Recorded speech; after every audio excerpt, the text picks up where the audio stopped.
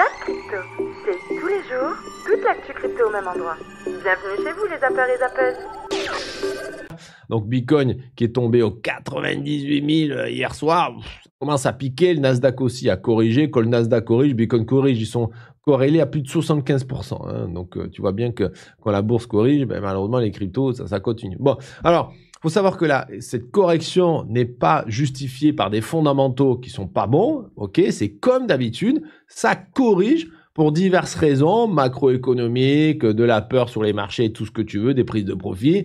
Mais les fondamentaux sont toujours là. Bitcoin, il marche toujours bien. Il n'y a rien qu'à changer entre le mois dernier et ce mois-ci au niveau de Bitcoin, la blockchain Bitcoin, des fondamentaux sur Bitcoin. Rien n'a changé du tout. C'est juste des prises de profit, de la vente, parce que les gens ont peur, parce qu'il y a les tarifs douaniers, parce que blablabla. Bla, bla, bla. Et comme d'habitude, lorsque la correction sera finie, ça repartira vers l'eau. Hein. C'est la même musique depuis plus de 10 ans. Tu vois. Bon.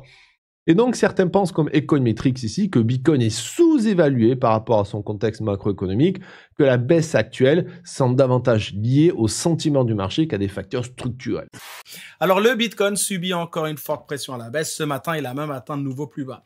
Et on est aujourd'hui le 4 novembre. On est maintenant à 25 jours du plus grand crash du marché qu'on a vécu dans la nuit du 10 au 11 octobre. Et historiquement, après un crash aussi violent, faut au moins 30 jours pour que le Bitcoin se stabilise un peu. Pendant cette période, il a souvent tendance à rester faible, il a souvent tendance à rester négatif. Et justement, ces 30 jours arrivent bientôt à leur terme. Maintenant, la réalité, c'est que pour l'instant, il n'y a rien qui montre encore un vrai rebond. C'est la réalité, comme je l'ai dit. La pression vendeuse continue et il y a tout un tas d'investisseurs qui semblent capituler. D'ailleurs, pour illustrer un petit peu ce sujet sur la capitulation, en 24 heures, les holders à court terme ont vendu environ 28 600 bitcoins, soit l'équivalent de 3 milliards de dollars. 3 milliards de dollars, c'est énorme et ça montre bien que la peur et l'incertitude dominent le marché. Le résultat, les ventes paniques s'enchaînent, ce qui aggrave encore la chute. C'est ce que je vous ai dit ce matin, ça, plus ça, plus ça, plus ça. Et d'ailleurs, ça se voit clairement sur les réseaux sociaux, que ce soit sur Twitter, que ce soit sur YouTube ou que ce soit sur OnlyFans. J'abuse un peu. La mauvaise ambiance est palpable. Les gens paniquent et beaucoup perdent confiance. Historiquement parlant, c'est aussi le pire cycle. Alors, c'est vrai que c'est pas un cycle facile, franchement. Et puis c'est surtout, c'est ce qu'on disait avec Théo et Mickaël, c'est vraiment un cycle où on se fait chier. Pour ceux qui ont connu les cycles d'avant, franchement, le cycle de 2020-2021, il y avait vraiment des choses qui se passaient, il y avait vraiment des innovations, je trouvais. Ça ne veut pas dire que sur ce cycle, il n'y a pas d'innovation, il y en a, mais franchement, je trouve qu'on se fait vraiment chier. Tu vois, quand il y a eu le lancement de la DeFi Season, quand il y a eu les NFT, quand il y a eu le Metaverse, en fait, il y avait vraiment beaucoup de trucs qui n'existaient pas avant. Là, en fait, tu as eu quoi? Tu as eu Hyperliquid avec des DEX, en fait, avec des effets de levier, des DEX perpétuels. Ok, cool. Ça existait déjà. Donc, en fait, on peut te dire, ouais, mais regarde la techno, le machin. Il n'y a rien de nouveau, pour le coup. On peut te dire qu'il y a eu Ergenlayer avec les farming de points et tout, avec le restaking. Ok, cool. Il y a eu le liquid restaking. Ok. Il y a eu des narratifs qui ont été lancés, comme par exemple les Ordinals, Rune. Il y a eu Pandora avec les ERC 404, avec le fractionnement des NFT, avec plein de trucs comme ça. On se fait chier. Franchement, on se fait vraiment chier sur ce cycle. Donc on verra. On verra un petit peu comment ça va se passer. Il y a aussi la possibilité que, vu que la crypto, ça aussi j'en parle beaucoup, hein, mais que vu que la crypto suit quand même énormément le business cycle, là on est sur une partie où on serait plutôt sur un business cycle de 5 ans et pas de 4 ans. Justement parce qu'il n'y a pas encore eu le quantitative easing. Et normalement, pourquoi il y a des cycles de 4 ans? Il y en a qui vont dire que c'est les halvings, mais globalement, c'est parce que c'est toujours rythmé par des impressions monétaires tous les 4 ans et un refinancement des obligations d'État. Voilà. Là, il semblerait que ça soit plutôt sur 5 ans, sur ce cycle-là. Donc, on verra. Ça sera intéressant de voir, justement, si le cycle crypto est beaucoup plus proche, encore d'autant plus aujourd'hui qu'avant, sur le business cycle, que d'autres types de narratifs qu'on a connus avant. C'est très compliqué de faire des grandes lois, en fait, parce qu'on est sur un marché qui a à peine 16 ans aujourd'hui, 16-17 ans, donc c'est vraiment que dalle. Hein. Si on avait 200 ans d'historique comme en bourse, on serait capable de dire, OK, il y a des grosses crises, il y a des gros machins, on a connu des périodes de quantitative easing, de quantitative tightening, tout un tas de narratifs et de scénarios différents, et on sait globalement que c'est à peu près comment ça se termine à chaque fois. Pour la crypto, c'est compliqué, donc des moments, on est en train de voir et d'assister à l'évolution du cours et de ce qui se passe en fait à l'instant T. On découvre ça au fur et à mesure. Et c'est sûr que c'est pas un cycle facile et c'est vraiment pas un cycle qui est ultra intéressant. Je trouve vraiment d'un point de vue technologique, innovation et tout. À l'époque, je me souviens vraiment que la partie DeFi, quand ça n'existait pas, quand ils ont lancé la Binance Smart Chain, quand ils ont lancé les premiers DEX, quand ils ont lancé les pools de liquidité, quand ils ont lancé vraiment tous ces trucs-là qui n'existaient pas avant, putain, on s'éclatait, quoi. On pouvait vraiment faire beaucoup de choses. On déposait de l'argent sur une plateforme, on avait un reçu qu'on pouvait redéposer sur une autre plateforme, dans des pools, on pouvait faire du double, du triple staking, du machin. Enfin, franchement, c'était quand même assez fou. Aujourd'hui, on considère ça un peu comme acquis. Et on est en train de renforcer certains écosystèmes qui s'étaient développés déjà sur le cycle d'avant. Mais franchement, ouais, je trouve qu'on se fait vraiment chier. Franchement, je sais pas ce que vous en pensez, les mecs, hein, dites-moi. Hein. Et pour ceux qui ont connu les cycles d'avant, c'est pas dingue. Et surtout, sur ce cycle-là, c'est scam sur scam sur scam sur scam, quoi. Les célébrités qui lancent des shitcoins, Trump qui lance ses saloperies. Enfin, franchement, les présidents qui rug carrément l'écosystème crypto. Enfin, tu vois, t'as eu Javier Milei, t'as eu Melania, t'as eu Trump, t'as eu plein de trucs. Enfin, franchement, non, c'est avec Pump Fun et tout. C'est quoi les innovations sur ce cycle? C'est quoi, c'est Pump Fun? Non. Et c'est vrai que ça, c'est un peu usant. Quand tu es aussi en crypto pour le côté vraiment souveraineté, vision long terme, machin et tout, en fait, ça te use. Moi, je sais que ça fait partie des trucs, ça me gave. 11 septembre 2001, l'Occident bascule. Pour la première fois, les États-Unis d'Amérique sont attaqués sur leur propre sol. Le choc est immense. L'événement donne naissance à un raz-de-marée sécuritaire d'une ampleur inégalée qui va changer la face du monde à jamais. Une série de lois sont votées, du Patriot Act au FISA Act, dont la portée sur la vie privée sera révélée par Edward Snowden en 2013. Toutes les communications, tous les échanges, les traces laissées sur les réseaux, les déplacements et même les connexions entre individus sont enregistrés. Bienvenue dans l'ère de la Big Data. Sur les cendres encore fumantes du World Trade Center, une société privée va naître. Elle a pour mission de voir l'invisible, de détecter des schémas cachés enfouis sous la montagne de Big Data qui s'est jusque-là révélée illisible. Cette société, c'est Palantir Technologies. Financée par la CIA, imaginée par Peter Thiel, depuis 20 ans, Palantir cultive le secret et agit dans l'ombre. Peu de gens la connaissent et rares sont ceux qui savent réellement ce qu'elle fait. Et pourtant, elle sait probablement déjà tout de vous. Des terrains d'affrontement militaires, de l'Irak à l'Ukraine, jusqu'aux centres de décision gouvernementaux et institutionnels, c'est aujourd'hui une société tentaculaire qui tisse son réseau d'influence sur tout l'Occident et qui pèse aujourd'hui plus de 400 milliards de dollars. Palantir est là pour disrupter, et quand c'est nécessaire pour effrayer les ennemis, et à l'occasion pour les tuer. Aujourd'hui, la puissance et l'ambition de Palantir apparaissent sans limite. De la Big Data à Big Brother, il n'y a qu'un pas que Palantir a déjà franchi. Voici l'histoire d'une entreprise qui traque, qui cible, qui tue. Une entreprise qui a fait de la surveillance son business model. Une entreprise si puissante que vous n'en entendrez jamais parler. Tant que l'or ne casse pas de support majeur, et tant que vous n'avez pas au même moment des puissants outflows des ETF US, pourquoi les ETF US? Parce que je vous remontre, en termes d'AUM, ça pèse 270 milliards. Ils sont premiers. Asset Under Management sur les ETF Gold, c'est 270 milliards. L'Europe n'est qu'à 190, l'Asie n'est qu'à 50. L'Europe et l'Asie n'atteignent pas l'Amérique du Nord. La clé,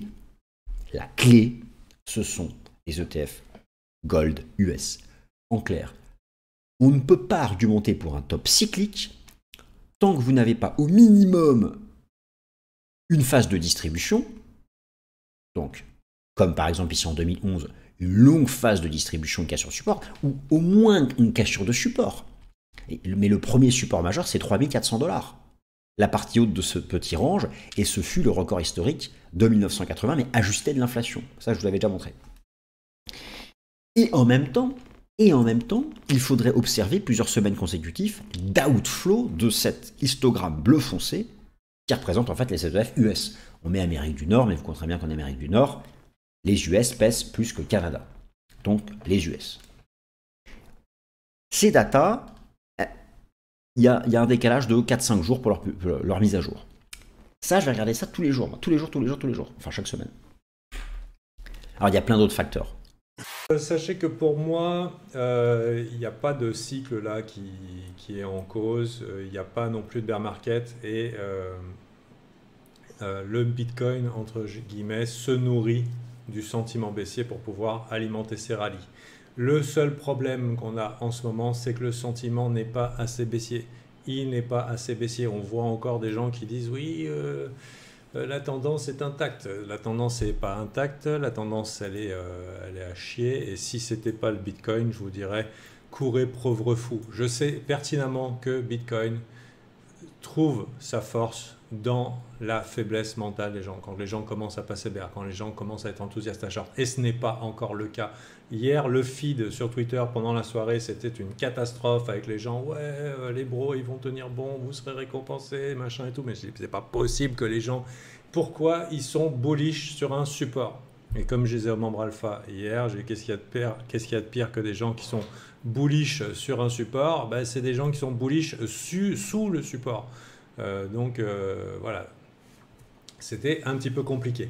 Mais il y a un espoir. Il y a un espoir, c'est, bon, déjà qu'on s'en tienne un petit peu à la macro. Ça, c'est une figure macro affreuse. Une figure macro affreuse que vous pouvez voir en weekly, avec des structures baissières significatives. On est positionné sous la Bollinger Weekly, donc c'est pas super chouette. Et on commence à croiser des indicateurs de tendance long terme. Ici, vous voyez, mes EMA sont en train de croiser baissière. Ma Ulsuit est en train de croiser baissière. C'est vraiment pas très très joli. Je rappelle juste que si on dézoome, on est ici dans le retest du 0,5, 100 000 $, niveau très important sur la totalité de ce mouvement ici weekly. Donc forcément, il va falloir le tenir et ce mouvement-là, ça va être très important. Tenir sur le 0,5. Si on casse le 0,5 et qu'on s'instancie en dessous, en délit, et encore pire si on clôture en dessous de ce niveau-là en weekly, je pense qu'on aura un signal pour aller chercher assez vite, beaucoup plus bas. Prochaine zone étant les 92 000 $. Ok, mais c'est surtout pour moi la prochaine zone, ça va être les 86 000 $ qui va être beaucoup plus bas. Ça veut dire un retracement weekly, on en est très loin encore pour l'instant. On voit que les RSI on est en train d'arriver dans les parties basses. Je pense qu'on devrait avoir une forme de stabilisation dans les alentours des 100 000, 98 000, repartir dans une phase d'accélération, et on verra jusqu'où on remonte. Est-ce qu'on remonte dans une phase d'accélération jusqu'aux 107 000 pour respirer et réaccélérer? Ça, ce sera certainement cette semaine. Dans tous les cas, là, il va falloir patienter. Nous, chez les rois, on appelle ça une disc-cross bottom. Vous voyez, vous avez une disc-cross bottom ici. C'est quand la moyenne mobile 50 périodes cross la moyenne mobile 200 périodes, en daily, ici, en journalière. Et en fait, on est sur un bottom. Ici, sur un bottom. Ici, sur un bottom, avant de faire une réaction haussière. Mais le bear market confirmé, on avait clairement cassé toutes les structures. Donc, plutôt piège acheteur. Ici, bien catalysé par des informations qui semblaient être incompréhensibles. Hein, c'est juste après qu'on a vu Terra Luna, c'est juste après qu'on a vu Celsius Network, c'est juste après qu'on a subi malheureusement FTX. Ici, c'était exactement la même chose, Death Cross Bottom. Et cette Death Cross Bottom devrait logiquement intervenir dans les 10 jours. Donc, qu'est-ce qu'on a également dans les 10 jours? J'en viendrai juste après, sur plusieurs pistes fondamentales que j'attends et que je vous ai déjà partagées en début de semaine et fin de semaine dernière. Vous avez également quelque chose de très intéressant du côté d'Ichimoku Kinkoyo. Je vous le spoil puisqu'on l'a travaillé hier avec Géo, mais de façon extrêmement rapide.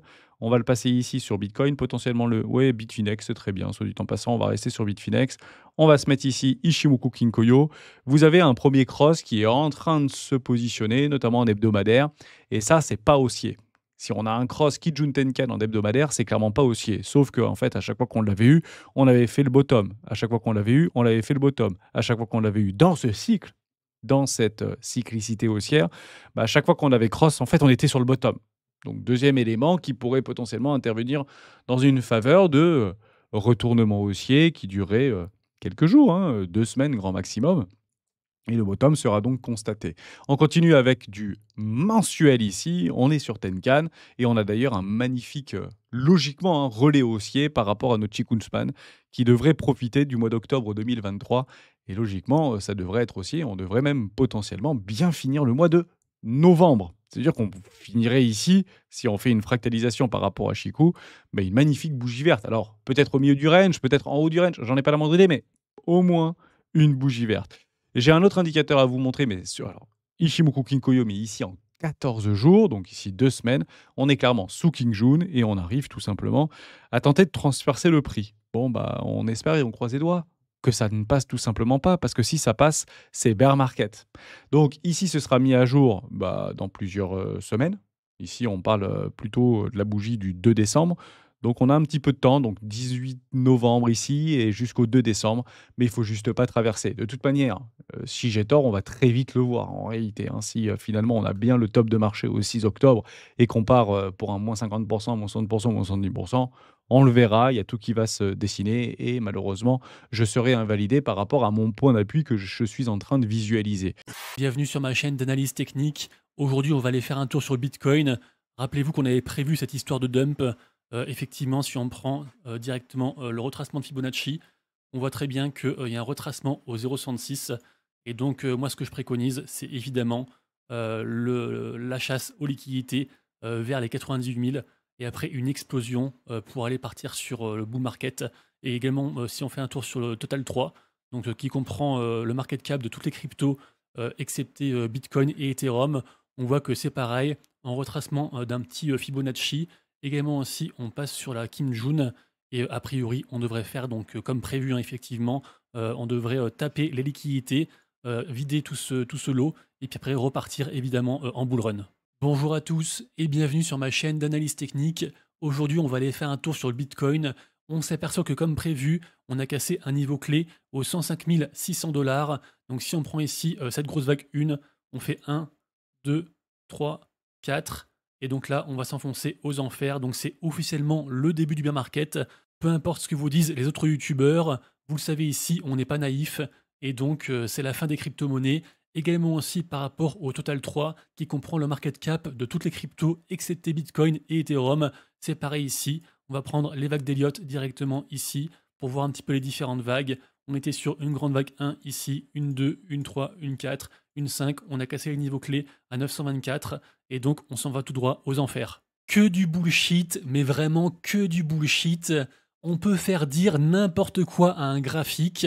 Alors moi, vous l'avez compris, je ne suis pas analyste, donc je raconte n'importe quoi, évidemment, mais n'oubliez pas qu'il n'y a aucun analyste de génie sur YouTube, sinon il sera embauché par les plus gros fonds d'investissement au monde, et donc finalement, personne n'en sait rien, chacun y va de sa petite théorie, mais en définitive, personne ne peut prévoir le marché. Animoca Brands, le géant du gaming crypto et de l'investissement crypto tout simplement, devrait faire son introduction en bourse au Nasdaq. Ils vont faire une reverse merger, bref, tout ça pour dire ça va être coté en bourse. Ils auraient investi sur plus de 600 projets crypto, donc dont Decentraland, The Sandbox et pas mal d'autres.